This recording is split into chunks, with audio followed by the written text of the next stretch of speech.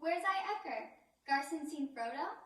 In the Sindarian dialect of Elvish, this means, where's the ring? Have you seen Frodo? I've always been fascinated by stories of heroes from faraway lands. Middle-earth, the location of Lord of the Rings, has always been a home away from home for me.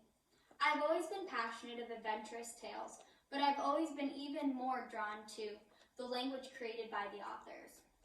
Today, I will be discussing the heated debate in the nerd community as to whether or not made-up languages should be considered real languages. I will explain the importance of the implementation of grammar, the importance of the geographical progression and dialect adaptation, and 3, its importance in society. All of these contribute as to why I believe made-up languages should be considered real languages. First, I will explain how the implementation of grammar compares to real languages, and further deems made-up languages as real languages. Elvish, Dothraki, and Klingon, these are all different made-up languages, and although for some they may sound like a bunch of gibberish, they are really actually very rich in vocabulary and grammar. Their grammatical tenses are very deep, and they also have even noun-adjective agreement. According to conlang.org, accessed April 18, 2020, conlanging is the act of creating a language. Conlangs are these languages that are created, and conlanger is the person that creates these languages. Many of our fellow conlangers are part of the Language Creation Society. David Peterson, one of these members, was asked by George R.R. Martin, the creator of the series Game of Thrones, asked David to further develop his language Dothraki into a very speakable and written language. The importance of grammar is even more impressive than the vast 1,000 plus word vocabulary these made-up languages have. And it's because of its grammar. So Pig Latin, this is more of a language code rather than a language itself. It doesn't have a very deep-seated grammatical structure or rules. And Nadsat, which is slang used in the book and movie Clockwork Orange, also is just a set of vocabulary rather than having any really grammar to it. So, according to the TED Talk, our made-up languages, real languages, accessed April 18, 2020, grammar is considered the art of letters. So, this is what really makes a real language so distinctive from any other.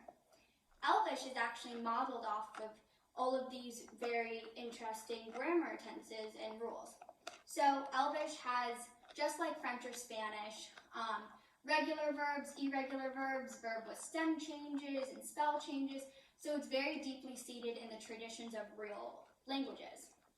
As we can see, the complexity and depth of made-up languages aligns exactly with the complexity and depth of real languages. Now I will elaborate on the importance of the geographical progression and the dialect adaptation of made-up languages, and why this further proves they should be considered real languages.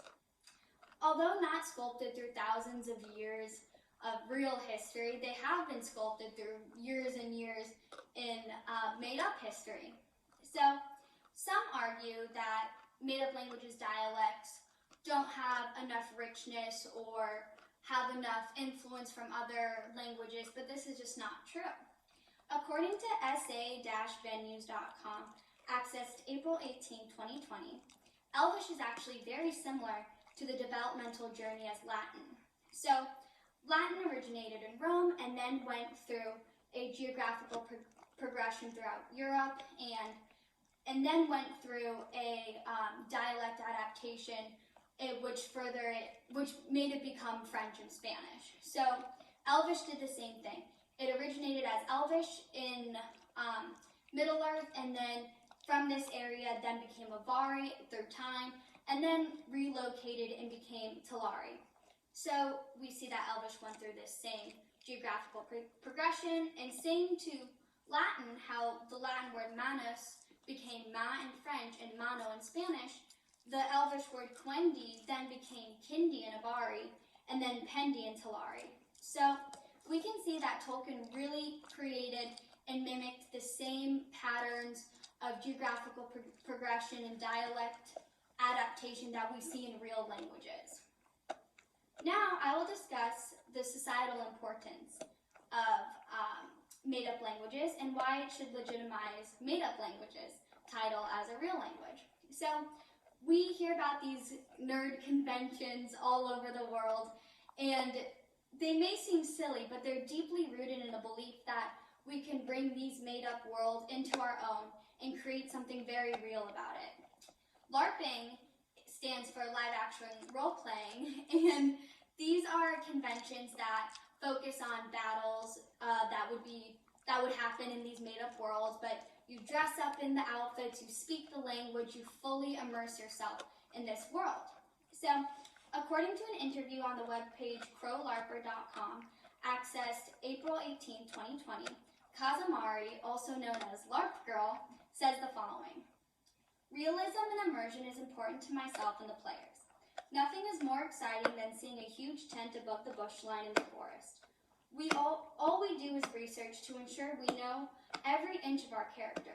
As you can see, LARP Girl and many other participants in LARPing events care so much about these made-up worlds. And what I find so incredible is that all of these worlds filled with tradition and culture and language are truly brought to life from the page in the book, from the screen in a movie theater, into something so real and that you can implement in your real life, in real society." Today I told you about the importance of the implementation of grammar, the importance of the geographical progression and the dialect adaptation, as well as the importance of made-up languages in society. All of these factors prove how similar, technically as well as culturally, made-up languages are to real languages.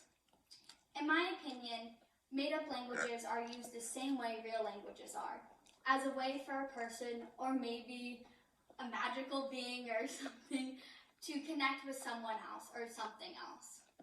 Next time you find yourself lost in an imaginary world, maybe you can find yourself thinking how similar the culture, the language, and the traditions are to your life in the real world. And here is my audience and my dog. Thank you.